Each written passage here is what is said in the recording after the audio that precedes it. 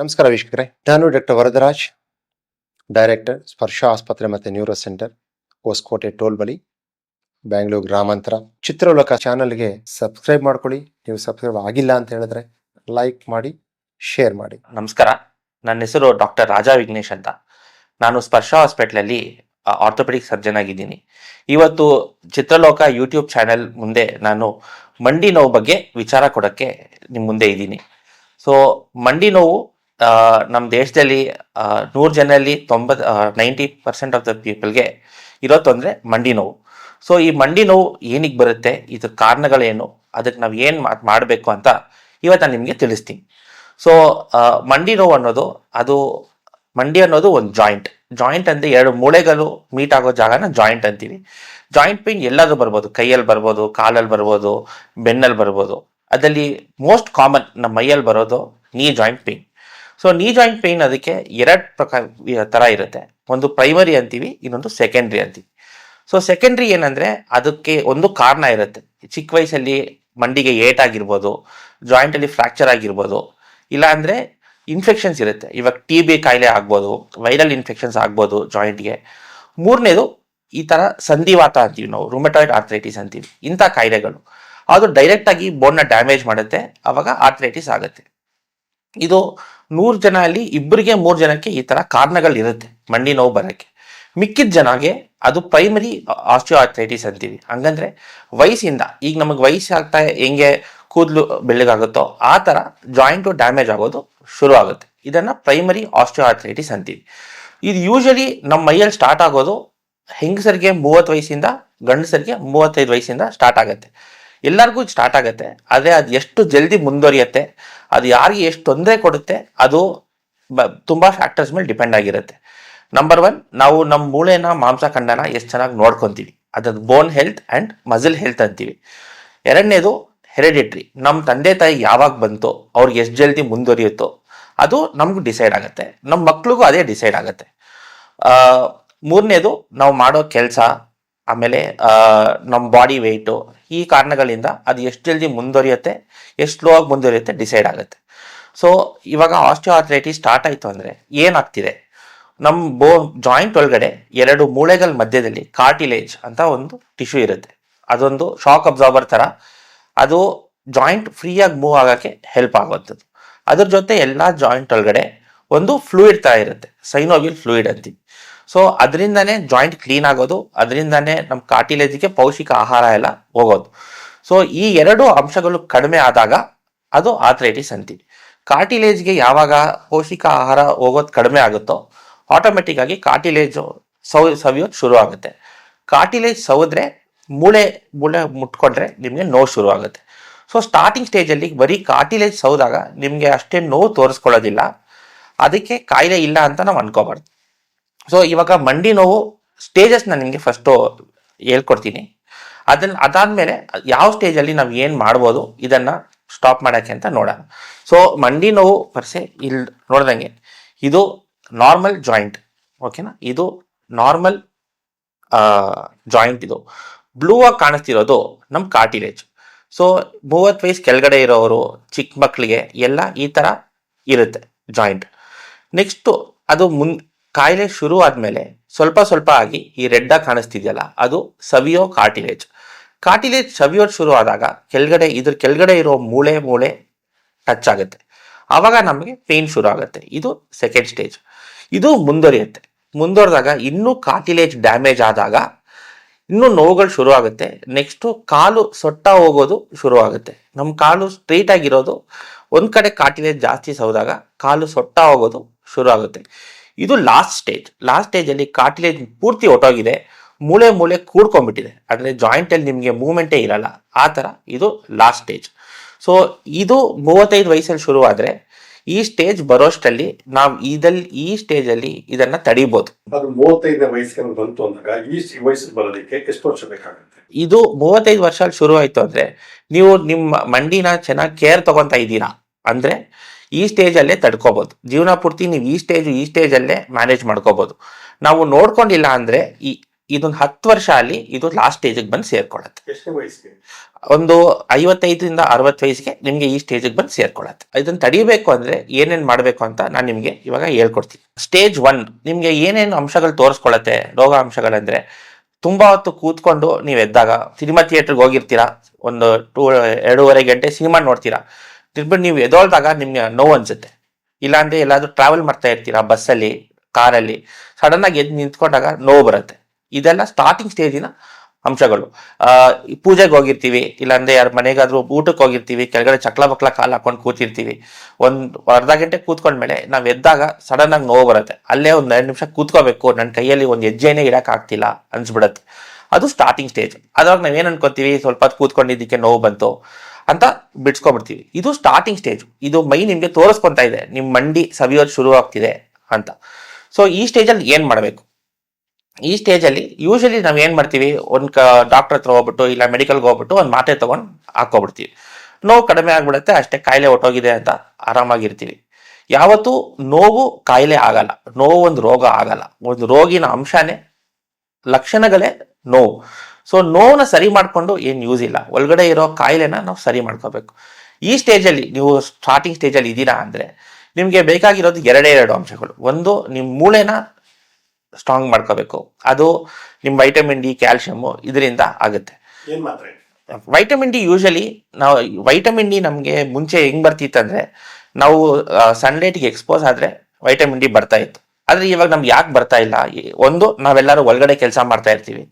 Second, ನಾವು ಆಚೆ ಬಿಸಿಲಲ್ಲಿ ಓಡಾಡಿದ್ರೂ ಇಷ್ಟು ಬಟ್ಟೆ ಹಾಕೊಂಡು ಓಡಾಡಿದ್ರೆ ಬಿಸಿಲಿಗೆ ಎಕ್ಸ್ಪೋಸ್ ಆಗೋವಂಥದ್ದು ಬರೀ ಕೈ ಮತ್ತೆ ಮುಖ ಒಂದೇ, ಅದು ಬರೀ ಸುಡುತ್ತಷ್ಟೇ. ಅದರಿಂದ ವೈಟಮಿನ್ ಡಿ ಏನು ಬರಲ್ಲ. ಸೊ ನಿಮ್ಗೆ ವೈಟಮಿನ್ ಡಿ ಊಟದಿಂದ ಬರಬೇಕು, ಆಹಾರದಿಂದ ಬರಬೇಕು. ಆಹಾರ ಯಾವ ಆಹಾರದಲ್ಲಿ ವೈಟಮಿನ್ ಡಿ ಇರುತ್ತೆ?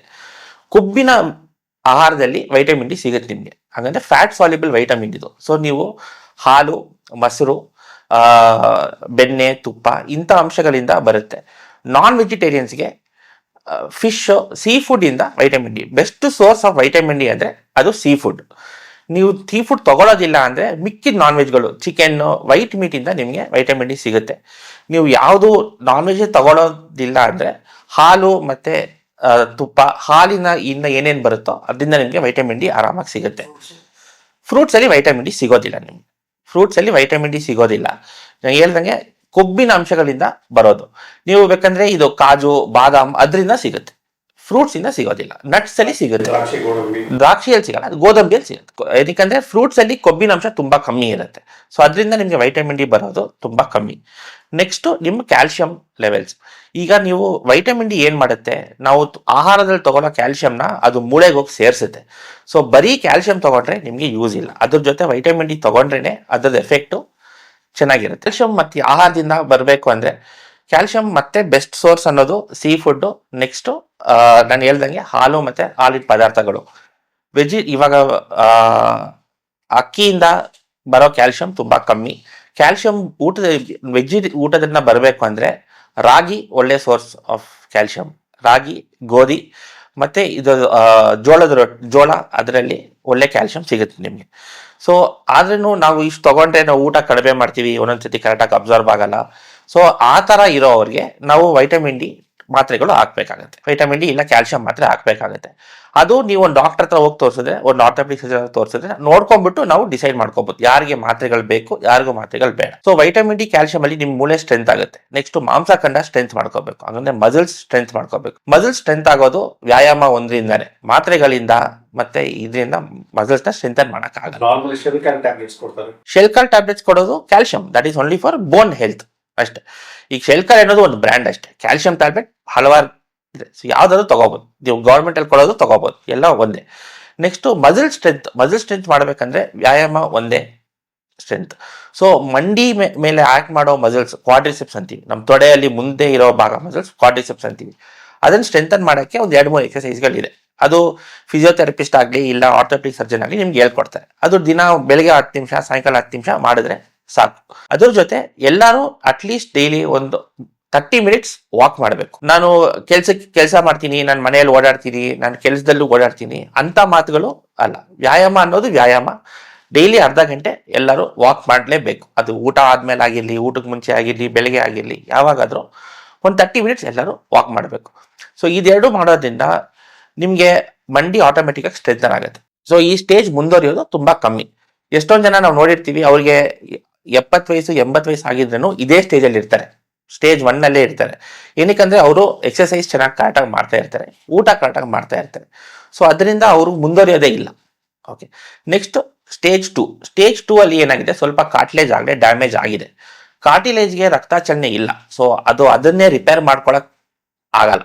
ಒಂದ್ಸತಿ ಕಾರ್ಟಿಲೇಜ್ ಡ್ಯಾಮೇಜ್ ಆಯ್ತು ಅಂದ್ರೆ ಅದನ್ನ ಮತ್ತೆ ವಾಪಸ್ ಬರ್ಸೋದು ತುಂಬಾ ಕಠಿಣ. ಸೊ ಸ್ಟೇಜ್ 2 ಅಲ್ಲಿ ನಿಮ್ಗೊಂದು ಕಾರ್ಟಿಲೇಜ್ ಆಗಲೇ ಡ್ಯಾಮೇಜ್ ಆಗಿದೆ. ಸೊ ಈ ಸ್ಟೇಜ್ ಅಲ್ಲಿ ಏನ್ ಮಾಡಬೇಕು? ಈ ಸ್ಟೇಜ್ ಅಲ್ಲಿ ಒಳಗಡೆ ನಾವು ಜಾಯಿಂಟ್ಗೆ ಸ್ವಲ್ಪ ಸಪೋರ್ಟ್ ಮಾಡಬೇಕು. ಆ ಜಾಯಿಂಟ್ ಅಲ್ಲಿರೋ ಏನೇನು ಶಾಕ್ ಅಬ್ಸಾರ್ಬರ್ ತರ ಸೈನೋವಿಯಲ್ ಫ್ಲೂಯಿಡ್ ಅದು ಖಾಲಿ ಆಗಿದೆ. ಸೊ ಅದನ್ನ ನಾವು ಸಪೋರ್ಟ್ ಮಾಡಬೇಕು. ಸೊ ಇಂಜೆಕ್ಷನ್ಸ್ ಬರುತ್ತೆ. ಇಂಜೆಕ್ಷನ್ಸ್ ಅಂದ್ರೆ ಹೈಲೋಯುರಾನಿಕ್ ಆಸಿಡ್ ಇಂಜೆಕ್ಷನ್ ಅಂತೀವಿ. ಹೈಲೋಯುರಾನಿಕ್ ಆಸಿಡ್ ನಾರ್ಮಲ್ ಆಗಿ ನಮ್ಮ ಮೈಯಲ್ಲಿ ಇರೋ ಅಂತ ಒಂದು ಸಬ್ಸ್ಟೆನ್ಸ್. ಆ ಸೈನೋವಿಯಲ್ ಫ್ಲೂಯಿಡ್ ಅಲ್ಲೂ ಅದೇ ಇರೋದು. ಸೊ ಆ ಇಂಜೆಕ್ಷನ್ ಹಾಕೋಬಹುದು. ಆ ಇಂಜೆಕ್ಷನ್ ಯೂಶಲಿ ವರ್ಷಕ್ಕೊಂದ್ಸತಿ ಇಲ್ಲ 2 ವರ್ಷಕ್ಕೊಂದ್ಸತಿ ಹಾಕ್ತೀವಿ ಇಂಜೆಕ್ಷನ್ ಹಾಕಿದ್ಮೇಲೆ ಮತ್ತೆ ನೀವು ಈ ವ್ಯಾಯಾಮಗಳು ಮಾಡಿದ್ರೆ ಇದೇ ಸ್ಟೇಜ್ ಅಲ್ಲಿ ಸ್ಟಾಪ್ ಮಾಡ್ಕೋಬಹುದು, ಮುಂದುವರಿಯೋದನ್ನ ಕಡಿಮೆ ಮಾಡ್ಕೋಬಹುದು. ಇಂಜೆಕ್ಷನ್ ತಗೊಂಡಾಗ ಎಷ್ಟು ಸರ್ ಇರ್ತದೆ? ಇಂಜೆಕ್ಷನ್ ತಗೊಂಡು ಚೆನ್ನಾಗಿ ಎಕ್ಸರ್ಸೈಸ್ ಮಾಡಿರೋರು ಇದ್ದಾರೆ, ಅವ್ರಿಗೆ ಮತ್ತೆ ಇಂಜೆಕ್ಷನ್ ಬೇಕಾಗ್ದೇನೆ ಹೋಗಿದೆ, ಆರಾಮಾಗಿದ್ದಾರೆ. Usually injection effect 9 months to 1 year ತನಕ ಇರುತ್ತೆ. 1 year ಆದ್ಮೇಲೆ ಬೇಕಾದ್ರೆ ಇಂಜೆಕ್ಷನ್ ರಿಪೀಟ್ ಮಾಡ್ಕೋಬಹುದು. ಅದೇನು ಪ್ರೋಗ್ರೆಸ್ ಆಗಿಲ್ಲ, ಅದೇ ಸ್ಟೇಜ್ ಅಲ್ಲಿ ಇದೆ ಅಂದ್ರೆ 1 year ಆದ್ಮೇಲೆ ಇಂಜೆಕ್ಷನ್ ರಿಪೀಟ್ ಮಾಡ್ಕೋಬಹುದು. ಇಂಜೆಕ್ಷನ್ ಯೂಶಲಿ ಒಂದು 5 to 6 ಇಂಜೆಕ್ಷನ್ಸ್ ತಗೋಬಹುದು. ಅಂದ್ರೆ ಒಂದು 5 ವರ್ಷ 6 ವರ್ಷ ಇಂಜೆಕ್ಷನ್ಸ್ ತಗೋಬಹುದು. ಅದರಿಂದ ಏನು ತೊಂದರೆ ಆಗಲ್ಲ. ನೆಕ್ಸ್ಟ್ ಇಂಜೆಕ್ಷನ್ ತಗೊಂಡ್ಮೇಲೆ ಅಫ್ಕೋರ್ಸ್ ನೀವು ಮತ್ತೆ ಎಕ್ಸರ್ಸೈಸು ವ್ಯಾಯಾಮ ಇದೆಲ್ಲ ಮಾಡಬೇಕಾಗತ್ತೆ. ನೆಕ್ಸ್ಟ್ ಥರ್ಡ್ ಸ್ಟೇಜ್ ಹೋಗಿದೆ ಅಂದ್ರೆ ಮೂಳೆಗೆ ಡ್ಯಾಮೇಜ್ ಆಗೋ ಸ್ಟೇಜ್ ಶುರುವಾಗಿದೆ. ಯೂಶಲಿ ಮೂಳೆ ಡ್ಯಾಮೇಜ್ ಆಗಿ ಶುರುವಾಗಿದೆ ಅಂದ್ರೆ ಜಾಯಿಂಟ್ ಒಳಗಡೆ ಮೂಳೆಗಳ ಪೀಸಸ್ ಇರುತ್ತೆ, ಕಾರ್ಟಿಲೇಜ್ ಪೀಸಸ್ ಇರುತ್ತೆ.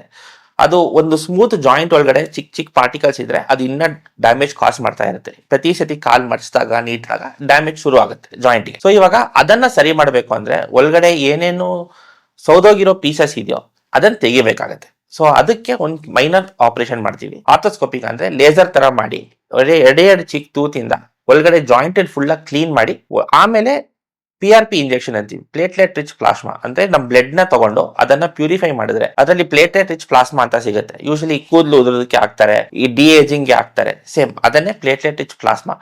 ಆ ಜಾಯಿಂಟ್ ನ ಕ್ಲೀನ್ ಮಾಡಿಬಿಟ್ಟು ನಾವು ಪ್ಲೇಟ್ಲೆಟ್ ರಿಚ್ ಪ್ಲಾಸ್ಮಾ ಕೊಟ್ಟಾಗ ಏನೇನ್ ಡ್ಯಾಮೇಜ್ ಆಗಿ ಸೆಕೆಂಡ್ ಸ್ಟೇಜ್ ಅಲ್ಲಿ ಡ್ಯಾಮೇಜ್ ಆಗಿರೋ ಟಿಶ್ಯೂ ಏನೇನಿದೆಯೋ ಅದು ರಿಪೇರ್ ಮಾಡ್ಕೊಳತ್ತೆ, ತನ್ನಂತಾನೆ ರಿಪೇರ್ ಮಾಡ್ಕೊಳತ್ತೆ. ಈ PRP ಇಂಜೆಕ್ಷನ್ ನಾವು ಸ್ಟೇಜ್ 2ಗೂ ಕೊಡ್ಬೋದು, ಸ್ಟೇಜ್ 3ಗೂ ಕೊಡ್ಬೋದು. ಅದರಲ್ಲಿ ಕೊಟ್ಬಿಟ್ಟು ಒಂದು 3 months ಅಲ್ಲಿ ನಿಮ್ಗೆ ಎಲ್ಲೆಲ್ಲಿ ಕಾರ್ಟಿಲೇಜ್ ಸ್ವಲ್ಪ ಡ್ಯಾಮೇಜ್ ಆಗಿತ್ತೋ ಅದು ರಿಕವರ್ ಆಗುತ್ತೆ. ನೆಕ್ಸ್ಟ್ ಮೂಳೆ ಏನ್ ಎಕ್ಸ್ಪೋಸ್ ಆಗಿತ್ತೋ ಒಳಗಡೆ ಆ ಮೂಳೆ ಮೇಲೆ ಇನ್ನೊಂದು ಕಾರ್ಟಿಲೇಜ್ ಲೇಯರ್ ಬರುತ್ತೆ. ಸೊ ನೋವಿನ ಅಂಶ ಕಡಿಮೆ ಆಗುತ್ತೆ. ಓಕೆ, ಸೊ ಈ ತರ ಮಾಡ್ಕೊಂಡ್ರೆ ಮಿನಿಮಮ್ ಒಂದು 2 to 3 years ಟೈಮ್ ಸಿಗುತ್ತೆ ನಿಮ್ಗೆ. ಜಾಯಿಂಟ್ ನ ಡಿಬ್ರೈಟ್ಮೆಂಟ್ ಅಂತೀವಿ.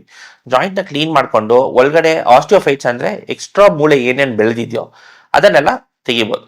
ಒಬ್ಬರೊಬ್ಬರಿಗೆ ಸ್ಟೇಜ್ 3 ಏನಾಗುತ್ತೆ, ಕಾಲು ಸೊಟ್ಟ ಹೋಗಿರುತ್ತೆ, ಕಾಲು ಒಳಗಡೆ ಬರುತ್ತೆ ಎಲ್ಲಾಗಿ ಯೂಶಲಿ. ಸೊ ಆ ತರ ಸ್ಟೇಜ್ ಅಲ್ಲಿ ಒಂದು ಮೈನರ್ ಆಪರೇಷನ್ ಮಾಡಿ ಕಾಲ್ನ ಮತ್ತೆ ಸ್ಟ್ರೈಟ್ ಮಾಡ್ಕೋಬಹುದು. ಅದನ್ನ ಪ್ರಾಕ್ಸಿಮಲ್ ಫಿಬುಲಾ ಆಸ್ಟಿಯೋಟಮಿ ಅಂತೀವಿ. ಅದೊಂದು ಅರ್ಧ ಗಂಟೆ 3/4 ಗಂಟೆ ಆಪರೇಷನ್. ಬೆಳಗ್ಗೆ ಬಂದ್ರೆ ಸಾಯಂಕಾಲ ಓಡಾಡ್ಕೊಂಡು ಮನೆಗೆ ಹೋಗೋ ಅಂತ ಆಪರೇಷನ್ ಅದು. ಅದ್ ಮಾಡೋದ್ರಿಂದ ಏನಾಗುತ್ತೆ, ಕಾಲ್ ಮತ್ತೆ ಸ್ಟ್ರೈಟ್ ಆಗುತ್ತೆ. ಕಾಲ್ ಸ್ಟ್ರೈಟ್ ಆದ್ರೆ ಏನು ಅಬ್ನಾರ್ಮಲ್ ಆಗಿ ಆಕ್ಟ್ ಮಾಡ್ತಿದ್ಯೋ ಬಾಡಿ ವೆಯ್ಟ್ ಅದು ಕಡಿಮೆ ಆಗುತ್ತೆ. ಅದು ಕಡಿಮೆ ಆದ್ರೆ ಒಳಗಡೆ ಇರೋ ಮಾಂಸಖಂಡಗೆ ಹೀಲ್ ಆಗೋ ಆಪರ್ಚುನಿಟಿ ಸಿಗುತ್ತೆ. ಇದು ಯಾವುದೇ ನಾವು ಪ್ರೊಸೀಜರ್ ಮಾಡಿದ್ಲಿ ಇದನ್ನ ಮೇಂಟೈನ್ ಮಾಡ್ಕೊಳ್ಳೋದಕ್ಕೆ ಪ್ರೊಸೀಜರ್ ಆದ್ಮೇಲೆ ವ್ಯಾಯಾಮ ಮಾಡೋದು ತುಂಬಾ ಇಂಪಾರ್ಟೆಂಟ್. ಬರೀ ಪ್ರೊಸೀಜರ್ ಮಾಡ್ಕೊಂಡು ಅದಾದ್ಮೇಲೆ ನಾನು ಮಾತ್ರೆ ತಿನ್ಕೊಂತೀನಿ ಅಂದ್ರೆ ಅದರಿಂದ ಮತ್ತೆ ಮುಂದುವರಿತಾನೆ ಇರುತ್ತೆ ಕಾಯಿಲೆ. ಇವಾಗ ಲಾಸ್ಟ್ ಸ್ಟೇಜ್ ಅಂದ್ರೆ ಮೂಳೆ ಅಂಟ್ಕೊಂಡ್ಬಿಟ್ಟಿದೆ, ಏನು ಆಗಲ್ಲ ಅಂದ್ರೆ ಆ ಪರಿಸ್ಥಿತಿಯಲ್ಲಿ ಆಪ್ಷನ್ ಕೊಡೋದು ನಾವು ನೀ ರಿಪ್ಲೇಸ್ಮೆಂಟ್ ಸರ್ಜರಿ. ಮತ್ತೆ ನೋವಿಲ್ದೆ ನಾನು ಬಾಳ್ಬೇಕು, ನನ್ನ ಕೆಲಸ ನಾನು ಇರಬೇಕು, ಇನ್ನೊಬ್ಬರ ಮೇಲೆ ನಾವು ಡಿಪೆಂಡ್ ಆಗಬಾರ್ದು ಅಂತ ಅನ್ಕೊಳ್ಳೋರಿಗೆ ನಾವು ಬೆಸ್ಟ್ ಏನ್ ಹೇಳೋದಂದ್ರೆ ನೀ ರಿಪ್ಲೇಸ್ಮೆಂಟ್ ಸರ್ಜರಿ ಹೇಳ್ತೀವಿ. ಸೊ ಈ ಮುಂಚೆ ಇರೋ ಸ್ಟೇಜಸ್ ಅಲ್ಲಿ ಎಲ್ಲಿ ತಪ್ಪು ನಡೀತಾ ಇದೆ ಅಂದ್ರೆ ಎಲ್ಲರೂ ನೋವು ಬಂದಿದ ತಕ್ಷಣ ಒಂದು ಡಾಕ್ಟರ್ ಹತ್ರ ಹೋಗ್ತಾರೆ, ಇಲ್ಲ ಕೆಮಿಸ್ಟ್ ಹತ್ರ ಹೋಗ್ತಾರೆ, ನೋವಿನ ಮಾತ್ರೆಗಳು ತಗೊಂತಾರೆ, ನೋವು ಒಟ್ಟೋಗುತ್ತೆ. ಅದರಲ್ಲಿ ಹಲವಾರು ಜಾಗದಲ್ಲಿ ಸ್ಟಿರಾಯ್ಡ್ ಇಂಜೆಕ್ಷನ್ಸ್ ಕೊಡ್ತಾರೆ. ಸ್ಟಿರಾಯ್ಡ್ ಮಾತ್ರೆಗಳು ನೋವು ಹೋಗುತ್ತೆ, ಆದ್ರೆ ಒಳಗಡೆ ಇರೋ ಕಾರ್ಟಿಲೇಜ್ ಡ್ಯಾಮೇಜ್ ನ ಇನ್ನೂ ಮುಂದುವರ್ಸುತ್ತೆ, ಇನ್ನೂ ಜಲ್ದಿ ಆಗುತ್ತೆ. 10 ವರ್ಷ ಆಗೋದು ನೀವು ಸ್ಟಿರಾಯ್ಡ್ ಮಾತ್ರೆ ತಗೊಂಡ್ರೆ ನೋವಿಲ್ದೆ 5 ವರ್ಷ ಅಲ್ಲೇ ಡ್ಯಾಮೇಜ್ ಆಗ್ಬಿಡತ್ತೆ. ಸೊ ಲಾಸ್ಟ್ ಸ್ಟೇಜ್ ಹೋದ್ಮೇಲೆ ಯಾವ ಮಾತ್ರೆಗಳು ಕೆಲಸ ಮಾಡಲ್ಲ. ಸೊ ಆ ಪರಿಸ್ಥಿತಿಯಲ್ಲಿ ನೀವು ಬಂದ್ಬಿಟ್ಟು ಡಾಕ್ಟರ್ ಹತ್ರ ಇಲ್ಲ ನಮ್ಗೆ ಆಪರೇಷನ್ ಬೇಡ ಏನಾದರೂ ಮಾಡ್ಕೊಡಿ ಅಂದ್ರೆ ಅವಾಗ ಏನೂ ಮಾಡೋಕ್ಕಾಗಲ್ಲ. ಸೊ ಅದಕ್ಕೆ ಸ್ಟಾರ್ಟಿಂಗ್ ಸ್ಟೇಜಲ್ಲಿ ತೋರಿಸ್ಕೊಳ್ಳಿ. ಇದನ್ನ ತಡಿಬೋದು, ಮುಂದುವರ್ಸೋದನ್ನ ತಡಿಬೋದು. ಆರಾಮಾಗಿ ನಿಮ್ಮ ಜೀವನ ನೀವು ಮಾಡ್ಕೊಂಡು ಇರ್ಬೋದು. 10 ನಿಮಿಷ ಬೆಳಿಗ್ಗೆ 10 ನಿಮಿಷ ಸಾಯಂಕಾಲ ವ್ಯಾಯಾಮ ಮಾಡೋದ್ರಿಂದ ಆರಾಮಾಗಿ ಆಪರೇಷನ್ ಇಲ್ಲದೆ ನೋವಿಲ್ಲದೆ ನೀವು ಎಲ್ಲರೂ ಆರಾಮಾಗಿ ಬಾಳ್ಬೋದು. ಸೊ ಇದು ಮಂಡಿ ನೋವು ಬಗ್ಗೆ ನಾನು ಹೇಳಿದ್ದು. ಏನಾದರೂ ನಿಮ್ಗೆ ಡೌಟ್ಸ್ ಇದ್ರೆ, ಸೊ ಈಗ ನಿಮಗೆ ಮಂಡಿ ನೋವಿದೆ, ನೀವು ನಮ್ಮನ್ನ ವಿಚಾರ ಮಾಡಬೇಕು ಅಂದ್ರೆ ಸ್ಕ್ರೀನ್ ಮೇಲೆ ಇರೋ ಫೋನ್ ನಂಬರು ಇಲ್ಲ ಇಮೇಲ್ ಐಡಿಗೆ ಕಾಂಟ್ಯಾಕ್ಟ್ ಮಾಡಿ, ನಮ್ಮ ಹತ್ರ ಅಪಾಯಿಂಟ್ಮೆಂಟ್ ತಗೊಳ್ಳಿ, ನೀವು ಸರಿ ಮಾಡ್ಕೋಬಹುದು ನಿಮ್ಮ ಮಂಡಿ ನೋವನ್ನ. ನಾನು ಹೇಳ್ದಂಗೆ ಲಾಸ್ಟ್ ಸ್ಟೇಜ್ ಅಂದ್ರೆ ಆಪರೇಷನ್ ಪರಿಸ್ಥಿತಿ ಬಂದ ಮೇಲೆ ಏನ್ ಮಾಡೋದು ಅಂತ ನಾನು ನೆಕ್ಸ್ಟ್ ಎಪಿಸೋಡಲ್ಲಿ ನಿಮಗೆ ತಿಳಿಸ್ತೀನಿ. Thank you.